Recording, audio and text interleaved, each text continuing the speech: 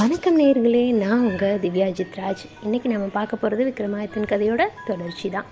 வாங்க வீடியோக்குள்ளே போகலாம். வீடியோக்குள்ளே போகிறதுக்கு முன்னாடி என்னோடய சேனலை நீங்கள் இது வரைக்கும் சப்ஸ்கிரைப் இல்லைன்னா மறக்காமல் சப்ஸ்கிரைப் பண்ணிக்கோங்க. கூடவே அந்த பெல் ஐக்கானை ப்ரெஸ் பண்ணிக்கோங்க. அப்போ தான் நான் எப்போ வீடியோ போட்டாலும் உங்களுக்கு நோட்டிஃபிகேஷன் வரும். இப்போ வாங்க வீடியோக்குள்ளே போகலாம்.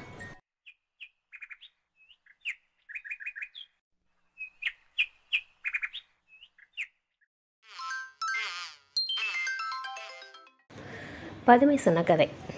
பதுமைகளுள் முதல் பதுமையான வினோத ரஞ்சித பதுமை சொன்ன கதையை தான் இப்போ நம்ம பார்க்க போகிறோம். முன்னாடி காலத்துலலாம் வளங்கள் அனைத்தும் ஒரே கொண்ட ஒரு கிராமம் அப்படின்னா அது நந்தியாபுரம் அப்படின்னு சொல்லுவாங்க. அந்த கிராமத்தில் எல்லா வேதங்களையும் கற்று தேர்ந்த சந்திரவர்ணன் அப்படிங்கிற ஒரு நாமம் பேர் கொண்ட பிராமணன் வாழ்ந்து வந்தாராம். அவர் எவ்வளவு கற்றாலும் அவரோட கற்கும் ஆர்வம் மட்டும் தீரவே இல்லை. அதனால் மேலும் பல கலைகள் வித்தைகள்லாம் கற்றுக்கிறதுக்கு ஒரு நல்ல ஒரு குருவை தேடி காடு நாடாக அலைஞ்சிட்டு இருந்திருக்காரு.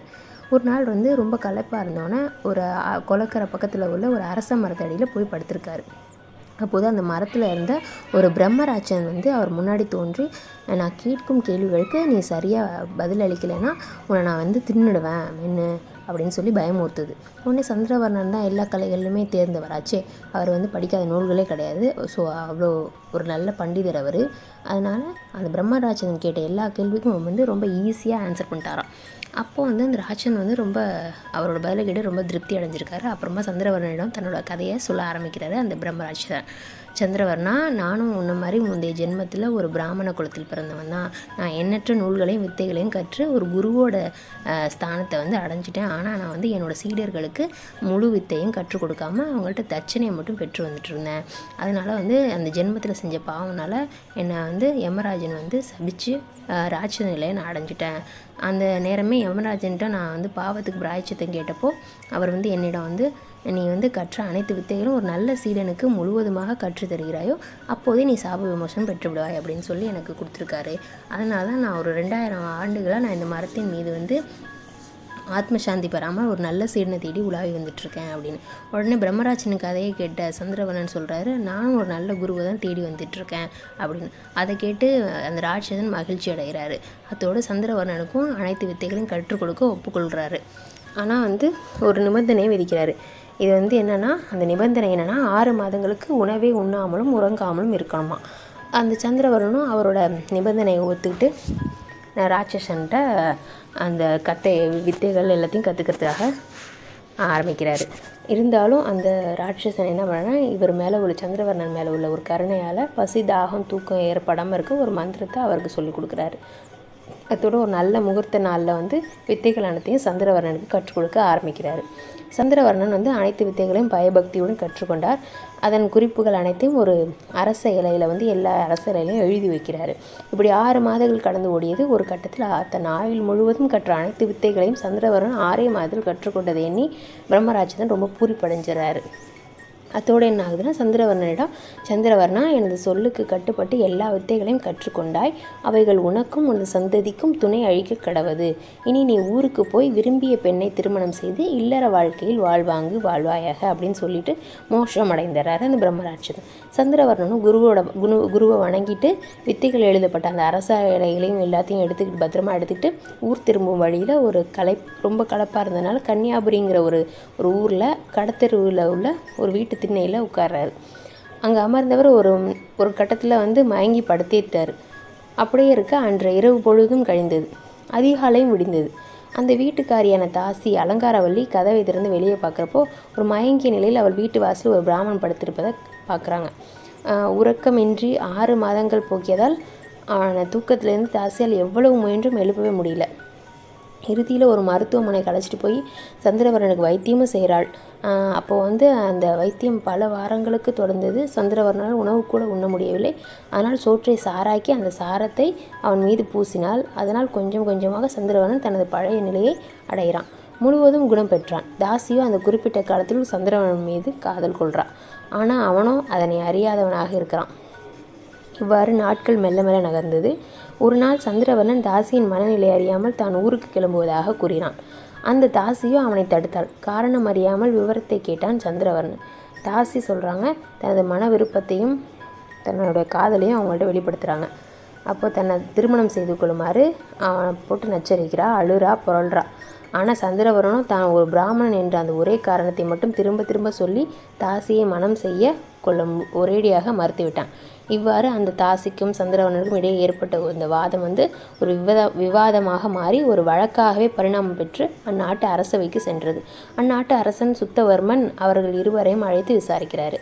ஒரு கட்டத்தில் இருவரும் வாதத்திலையுமே ஒரு நியாயம் இருந்ததால் இந்த பிரச்சனைக்கு ஒரு தீர்வு தான் என்ன அப்படின்னு அந்த அரச குருவை பார்த்து கேட்குறாரு. வெகு நேரம் யோசித்த அரச குரு அரசனிடம், பிராமண குலத்தில் பிறந்தவன் வேறு வகுப்பில் பிறந்த பெண்ணை மணக்க வேண்டுமென்றால் 4 வகுப்பிலும் உள்ள பெண்களை ஒரு சுப வேளையில் மனம் புரிய வேண்டும்.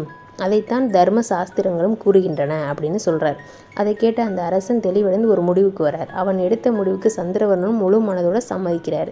அந்த முடிவின்படி அரச குருவினுடைய பெண், அரசனுடைய பெண், கருவூல அலுவலர் சோமநாதன் செட்டியினுடைய பெண், தாசி பெண்ணான அலங்காரவல்லி ஆகிய 4 பெண்களையும் திருமணம் செய்து கொண்டு வரார் சந்திரவர்மன். இவ்வாறு 4 வரையும் மனம் முடிக்க ஓராண்டில் சந்திரவர்மன் மனைவியர் ஒவ்வொருவரும் ஒரு ஆண் பிள்ளையை பெற்றெடுக்கிறாங்க.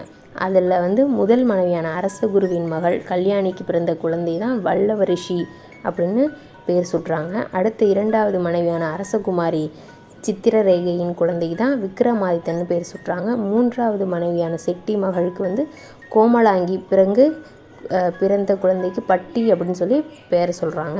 அத்துடன் 4வது மனைவி அலங்காரவல்லிக்கு பத்ரகிரி அப்படின்னு ஒரு பேர் சொல்கிறாங்க. இந்த சூழ்நிலையில் கன்னியாபுரியின் அரசன் சுத்தவர்மன் வயோதிகம் காரணமாக தனது மருமகன் சந்திரவர்மனுக்கு ஆட்சி பொறுப்பை கொடுத்துவிட்டு சிறிது காலத்தில் காலமாகிவிட்டார். சந்திரவர்மன் ஆட்சி பொறுப்பை நன்கு கவனித்து வந்தான். அவனது குமாரர்கள் 4வருமே இளமை பருவத்தை எய்தினர். ஒரு கட்டத்தில் சந்திரவர்மனும் முதுமையை அடைந்தான். தனது 4 புத்திரர்களையும் அழைத்தான். அவர்களிடம், எனக்கு வயதாகிவிட்டது, இனிமேலும் என்னால் ஆட்சி பொறுப்பை கவனிக்க முடியாது. அதனால் இனி ராஜ்ய நிர்வாகத்தில் நீங்கள் 4வரும் கவனம் செலுத்துங்கள். அதற்கு முன்னால் ஒரு விஷயம், பத்ரகிரியின் தாயாரின் காரணமாகவே உங்கள் 3வரின் தாய்மார்களை நான் மணந்து கொண்டேன். அதனால் ஆட்சி பொறுப்பை பத்ரகிரியிடம் ஒப்படைப்பது தான் சரி அப்படின்னு சொல்லிடுறாரு. அதற்கு நீங்கள் அனைவரும் ஒத்துழைக்க வேண்டும் அப்படின்னு கேட்டுக்கொள்கிறாரு. சந்திரவர்மனின் 4 புதல்வரும் தர்மத்தை அறிந்தவர்கள். அதனால் அவங்க தந்தையோட சொல்லுக்கு மறுசொல் இல்லாமல் ஒத்துக்கிறாங்க. ஒரு குறிப்பிட்ட முகூர்த்த நாளில் பத்ரகிரிக்கு முடிசூட்டு விழா நடைபெற்றது. அதில் அனைத்து நாட்டு அரசர்களும் கலந்து கொண்டு அந்த புதிய அரசனை வாழ்த்தினார்கள். பத்ரகிரி அழகில் சிறந்தவன். அவனை காணும் பெண்கள் எல்லாம் அவன் அழகில் மயங்கினார்கள். இதனால் அவன் 360 மனைவிகளை மணந்து கொண்டான். எனினும் அவர்களில் முதல் மனைவியான மோகனாங்கி மீது தான் பத்ரகிரிக்கு ஆசையும் விருப்பமும் அதிகமாக இருந்தது. பத்ரகிரி ஆட்சி நீதி தவறாத ஆட்சியாக இருந்தது. அதனால் வானம் மும்மாறி மழை பொழிந்தது, பூமி செழித்தது. இந்த நிலையில் தான் ஒரு சமயம் சாந்தயோகி என்ற மாமுனிவர் தனக்கு தவத்தின் மூலம் கிடைத்த ஞானக்கனியை பத்ரகிரியிடம் கொண்டு கொடுத்தார். அந்த ஞானக்கனியை உண்டால் சாகும் வரவில் முதுமை வராது அப்படின்னு சொல்லி அந்த கனியின் சிறப்பை அறிந்த பத்ரகிரி அதனை தான் உண்பதை விட தனது அன்பு மனைவி மோகனாங்கிக்கு கொடுப்பதே சிறந்ததுன்னு ஒரு முடிவெடுக்கிறார். அவளிடமே அந்த கனியை கொடுக்கிறார். மோகனாங்கியோ தன்னிடம் கள்ள தொடர்பு கொண்ட குதிரைக்காரனுக்கு அந்த கனியை கொடுத்துட்றா. அவனும் அற்புத கனியை அவனுக்கு பிரியமான கூலிக்காரிக்கு கொடுத்துட்றான். அந்த கூலிக்காரி அதீத இறை பக்தி கொண்டவள். அந்த கனியை அவள் முனிவர் சாந்தயோகியிடம் கொண்டு கொடுத்துட்றா. இவ்வாறு அந்த கனி மீண்டும் சாந்தயோகியிடமே திரும்ப வந்தது. அதை பார்த்த அந்த யோகி திடுக்கிட்டு அரசரிடம் மீண்டும் அந்த கனியை கொண்டு கொடுத்தார். நடந்த விவரத்தை எல்லாம் அரசன் பத்ரகிரியை விசாரித்து அறிந்தான். அந்த வழக்கின் இறுதியில் ராணி நடத்தை தவறியவள் என்பதை தெரிந்து கொண்ட பத்ரகிரி தனது வாழ்க்கையை வெறுத்தான். அத்துடன் உலகப்பற்றையும் துறந்தான். அதன் விளைவாக துறவரம் பூண்டான். அவன் துறவியாகி காட்டுக்கு செல்லும் முன்பு சகோதரர்களை அழைத்து அவர்கள் அனைவரின் சம்மதத்துடன் விக்ரமாதித்தனுக்கு முடிசூட்டிவிட்டு பட்டியை அவனுக்கு அமைச்சனாக நியமித்தான். ஆட்சி பொறுப்பை ஏற்ற விக்ரமாதித்தனுக்கு சிறிய பகுதியான கன்னியாகுமரியை ஆள்வதில் விருப்பமில்லை. அதனால் புகழோ பெருமையோ வராது என்பதை உணர்ந்து கொண்டான். அத்துடன் தனது ராஜ்யத்தை விஸ்தரிக்க நல்ல சந்தர்ப்பத்தை எதிர்பார்த்து காத்து கொண்டிருந்தான். இப்படி இருக்க ஒரு நாள் தனது புகழை உலகம் அழியும் வரையில் பறைசாற்ற புதிய நகரம் ஒன்றை ஸ்தாபிக்க வேண்டும் என்று ஆசை கொண்டான் விக்ரமாதித்தன். அத்துடன் புதிய நகரம் அமைக்க பொருத்தமான இடம் தேடிக்கொண்டு பிடிக்குமாறு பட்டிக்கு உத்தரவு பிறப்பித்தான் அவன். அண்ணனின் ஆணையை ஏற்ற புதிய ஆற்று புதிய நகரம் அமைக்க இடம் தேடி புறப்பட்டான் பட்டி. காடு நாடாய் பல இடங்கள் அலைந்தான். எங்கெங்கோ அலைந்தும் பொருத்தமான இடம் பட்டிக்கு கிடைக்கவில்லை. இறுதியில் குணவதி என்னும் ஆற்றின் கரையை அடைந்தான். அதில் நீராடி ஒரு முனிவரின் வழிகாட்டுதலின்படி வனசகிரி மலைசாரலில் ஒரு மேட்டுப்பாங்கான இடத்தில் அமைந்திருந்த நகரை அடைந்தான். அங்கே பழமையான ஒரு காளி கோயில் இருந்தது. அதன் அருகில் ஒரு குளம் சூரிய கதிர்களை உள்வாங்கி பிரகாசித்தபடி ஒளி வீசியது.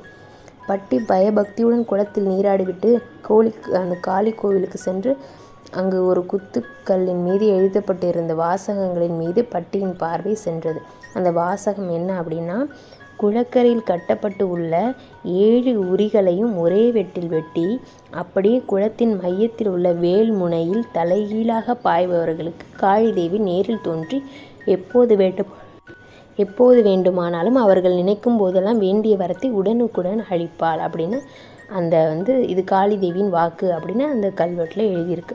மேற்கண்ட வாசகத்தை படித்து முடித்த பட்டி ஆச்சரியத்துடன் அண்ணன் விக்ரமாதித்தனிடம் சென்றான். குத்துக்களின் மீது எழுதப்பட்டிருந்த வாசகத்தை அப்படியே அண்ணனிடம் எடுத்து கூறினான். இவ்வாறாக தம்பி பட்டியின் மூலம் விஷயத்தை அறிந்த விக்ரமாதித்தன் பட்டி பின்தொடர காளி கோயிலுக்கு விரைந்தான். குளத்தில் நீராடினான். பிறகு தனது ஒப்பற்ற வாளை உருவி அங்கு கட்டப்பட்டிருந்த 7 உரிகளையும் ஒரே வெட்டில் வீழ்த்தினான். பிறகு வேல்முனையை நோக்கி தலைகீழாக பாய தயாரானான்.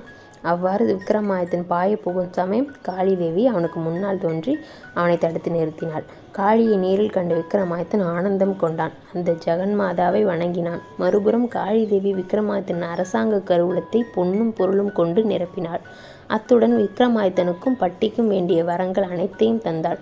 இவ்வாறு காளிதேவியின் பரிபூரண அருளால் கிடைத்த ஏராளமான செல்வங்களை கொண்டு உஜ்ஜயினின் மகாகாலிபுரம் என்ற ஒரு புத நகரத்தை நிர்மாணித்து 56 தேசத்தின் அரசர்களை எல்லாம் வென்று கப்பம் கட்டும்படி சிறப்பாக ஆட்சி செலுத்தினான் விக்ரமாதித்தன். இதுவரை நான் கூறிய அனைத்துமே விக்ரமாதித்த மகாராஜாவின் வீரத்திற்கு ஒரு சிறிய சான்றுதான் என்று கூறிய வினோதரஞ்சித பதுமை விக்ரமாதித்த மன்னனின் விவேகத்துக்கு சான்றாய் ஒரு சம்பவத்தை கூறத் தொடங்கியது. முன்பு ஒரு சமயம் இந்திர சபையில் ரம்பைக்கும் ஊர்வசிக்கும் நடன போட்டி நடந்தது. இருவருமே நடனக்கரையில் சிறந்து விளங்கியவர்கள். இருவரில் யார் சிறந்தவர்கள் என்பதை இந்திரனாலும் கூற இயலவில்லை. இதனால் தேவலோகமே குழப்பத்தில் ஆழ்ந்தது. இந்திரன் செய்வதறியாது திகைத்து நின்றான். இந்திரனின் கவலை உணர்ந்த நாரதர் அவ்விடத்தில் விரைந்தார். பிறகு தேவேந்திரனிடம், தேவேந்திரா, நீ கவலை கொள்ளாதே. இந்த இருவரில் யார் சிறந்தவர்கள் என்பதை கூற ஒருவரால் மட்டுமே முடியும். அந்த ஒருவர்தான் பூலோகத்தில் தர்மம் தவறாமல் ஆட்சி புரிந்து வரும் விக்ரமாதித்தன். ஆகையால் நீ அவரை அழைத்து வந்து இந்த போட்டிக்கு நடுவராக தலைமை தாங்க வை. நல்ல தீர்ப்பை அவரே நல்குவார் அப்படின்னு அந்த நாரதர் அவங்க சொல்கிறாரு. நாரதர் கூறிய வார்த்தையில் கேட்ட இந்திரன் விக்ரமாதித்தனை சகல மரியாதைகளுடன் அழைத்து வர தன்னுடைய ரதத்தை சாரதியிடம் பூலோகத்துக்கு அனுப்பி வைத்தார். தேவலோகத்தில் நடந்த விவகாரத்தை பற்றி கேள்விப்பட்ட விக்ரமாதித்தனும் காளிதேவியை வணங்கி இந்திரனுக்கு உதவ இந்திரலோகத்துக்கு கிளம்பி சென்றான். அங்கு அவனை எண்ணற்ற தேவர்கள் வணங்கி வரவேற்றார்கள். முறைப்படி விக்ரமாதித்தனுக்கு உபசரிப்பும் நடந்தது. மறுநாள் காலை ரம்பை மற்றும் ஊர்வசியின் நாட்டிய போட்டி துவங்கும் சில நிமிடங்களுக்கு முன்னால் விக்ரமாதித்தன் இந்திரன் பூந்தோட்டத்துக்கு சென்று மலர்கள் கொய்தான். 2 மலர் சண்டுகளை தயாரித்தான். பிறகு பூலோகத்திலிருந்து ரகசியமாக தான் எடுத்து வந்திருந்த 2 தேள்களையும் பத்திரமாக எடுத்து அந்த 2 மலர் சண்டுகளுள் ஒவ்வொன்றிலும் ஒவ்வொன்றாக யாருக்கும் தெரியாமல் மறைத்து வைத்தான். நாட்டியம் துவங்க போகும் நேரம் இந்திர சபையில் அந்த அற்புத நாட்டியத்தை கண்டு ரசிக்க 33 கோடி தேவர்களும் கூடியிருந்தார்கள். ஊர்வசியும் ரம்பையும் ஆடுவதற்கு தயாரானார்கள். அப்போது விக்ரமாதித்தன் அவர்கள் இருவரிடம் ஆளுக்கு ஒரு மலர் சண்டுகளை கொடுத்தான். அதை வைத்து கொண்டு ஆட வேண்டும் என்பதுதான் போட்டியின் விதி அப்படின்னு சொல்லிடுறாரு விக்ரமாதித்தன். ரம்பையும் ஊர்வசியும் அற்புதமாக ஆடத் துவங்கினார்கள். இருவரும் வெகு நேரம் ஆடிக்கொண்டே இருந்தார்கள். யார் வெற்றி பெறுவார்கள், யார் தோல்வி அடைவார்கள் என்பதை கூறவே முடியாத சூழ்நிலை உருவானது. ஒரு கட்டத்தில் கோபம் கொண்ட ரம்பை தனது கையில் இந்த மலர் சண்டை அழுத்தி பிடித்தாள். அப்போது மலர் சண்டுக்குள் இருந்த தேள் அவளை கொட்டியது. அதன் காரணமாக ஏற்பட்ட வலியை அவள் வெளியில் காட்டிக்கொள்ளவில்லை. எனினும் இந்த இடைப்பட்ட நேரத்தில் அவளது நாட்டியம் தப்பி போனது. இதனை விக்ரமாதித்தன் கவனித்தான். அவனுடன் சேர்ந்து சில தேவர்களும் இதனை கவனித்து விட்டார்கள். ஆனால் இந்திரன் அந்த ஒரு மாதர்களின் அழகிய நாட்டியத்தில் மூழ்கி போயிருந்தான். மறுபுறம் ஊர்வசி மிகவும் மென்மையாக மலர் சண்டை பிடித்து நடனம் ஆடினாள். அதனால் அவளை தீல் கொட்டவில்லை. எனவே அவளது ஆட்டமும் தப்பவில்லை. இறுதியில் ஊர்வசியும் ரம்பையும் ஆட்டத்தை ஆடி முடித்தனர். இப்போது தீர்ப்பு சொல்லும் நேரம் வந்தது. முன்பு இருவருடைய நடனத்தை முற்று கவனித்து கொண்டிருந்த விக்ரமாதித்தன் ஊர்வசிதான் நடனத்தில் சிறந்தவள் என்று தீர்ப்பளித்தான். நீ எவ்வாறு இதை தீர்மானித்தாய் என்று விக்ரமாதித்தனை பார்த்து இந்திரன் கேட்டான். உடனே விக்ரமாதித்தன் நடன மாதர்கள் இருவரையும் அழைத்து அவர்களிடம் முன்பு தான் கொடுத்த மலர் சண்டை திருப்பி தருமாறு கேட்டான். தேள் கொட்டிய வழியில் ரம்பை மலர் சண்டை கசக்கி இருந்தால் அதனால் அதில் இருந்த தேள் ரம்பையை கொட்டிய மாத்திரத்தில் அவளால் நசுக்கி கொல்லப்பட்டிருந்தது. மறுபுறம் ஊர்வசி மலர் சண்டை விக்ரமாதித்தனிடம் அப்படியே கொடுத்தால் அதை பெற்றுக்கொண்ட விக்ரமாதித்தன் தேவேந்திரனிடம், தேவேந்திரா, மலர் செண்டுகள் 2 தயாரித்து 2 தேள்களை அதில் மறைத்து வைத்து இருவரிடம் கொடுத்தேன். ரம்பை மலர் செண்டை இறுக பிடித்தால் அதனால் அதில் இருந்த தேள் அவளை கொட்டியது. அப்போது ஏற்பட்ட வலியால் மேலும் அந்த மலர் செண்டை இறுக பிடிக்க தேள் உள்ளேயே அவள் கையால் நசுங்கி இறந்து விட்டது. இந்த இடைப்பட்ட காலத்தில் தாளம் தப்பி ஆடினாள். ஆனால் ஊர்வசியோ பொறுமை இழக்காமல் கடைசி வரையில் மலர் செண்டை மென்மையாக பிடித்து நடனம் ஆடினாள். அதனால் தேள் அவளை கொட்டவில்லை. தாளம் தப்பாமல் மிக நேர்த்தியாக நாட்டியத்தை ஆடி முடித்தாள். அத்துடன் மலர் செண்டையும் கசக்காமல் நான் கொடுத்தபடியே பத்திரமாக திருப்பி கொடுத்தாள். இதுவே நான் வைத்த சோதனை என்றான் விக்ரமாதித்தன். சபையோரும் இந்திரனும் விக்ரமாதித்தனின் புத்தி சாதுரியத்தை கண்டு வியந்து பாராட்டினார்கள். இந்திரலோகத்துக்கு வந்து ஒரு நல்ல தீர்ப்பை வழங்கிய காரணத்தால் இந்திரன் விக்ரமாதித்தனுக்கு 32 பதுமைகள் கொண்ட இரத்தினங்கள் பல பதித்த ஒரு தங்க சிம்மாசனத்தை பரிசாக அளித்தான். அத்துடன் அதில் அமர்ந்த 1000 ஆண்டுகள் வரை நீதி தவறாமல் ஆட்சி செய்யும் வரத்தையும் கொடுத்தான். பிறகு சகல மரியாதைகளுடன் விக்ரமாதித்த அரசனை உஜ்ஜயினி மகாகாளிபுரத்துக்கு அனுப்பி வைத்தான். அப்படிப்பட்ட வீரதீர செயல் புரிந்த எங்கள் அரசர் விக்ரமாதித்தன் அமர்ந்த சிம்மாசனத்தில் நீ உட்கார அவருக்கிருந்த தகுதி உனக்கும் இருக்குமானால் மேலே படியேறி செல்லலாம் என்று கூறியது வினோதரஞ்சித பதுமை. ஆம், என்னிடம் அந்த தகுதி உண்டு என்று கூறியபடி 2வது படியில் காலெடுத்து வைத்தான் போஜராஜன். அது கண்டு 2வது பதுமையான மதனாபிஷேக வள்ளி பதுமை சிரித்தது. கோபம் கொண்ட போஜராஜன், இப்போது நீ ஏன் சிரிக்கிறாய் என்றான். அதற்கு மதனாபிஷேக வள்ளி பதுமை, எங்கள் அரசர் விக்ரமாதித்தனின் தீரச் செயலை சொல்ல வேண்டும் என்றால் சொல்லிக்கொண்டே போகலாம். அதற்கு வார்த்தைகளே இல்லை. அவர் ஒரு வேதாளத்தையே பிடித்து தனது அன்பினால் அடிமையாக்கியவர் தெரியுமா உனக்கு என்றது. அது என்ன கதை என்று கேட்டான் போஜராஜன். அந்த கதையும் கேள், சொல்கிறேன் என்று கூறி மதனாபிஷேக வள்ளி பதுமை விக்ரமாதித்தன் வேதாளத்தை பிடித்த கதையை சொல்லத் தொடங்கியது. இந்த தொடர்ச்சியை நான் உங்களுக்கு இன்னொரு வீடியோவில் சொல்கிறேன். அது வரைக்கும் மறக்காமல் வெயிட் பண்ணுங்கள்.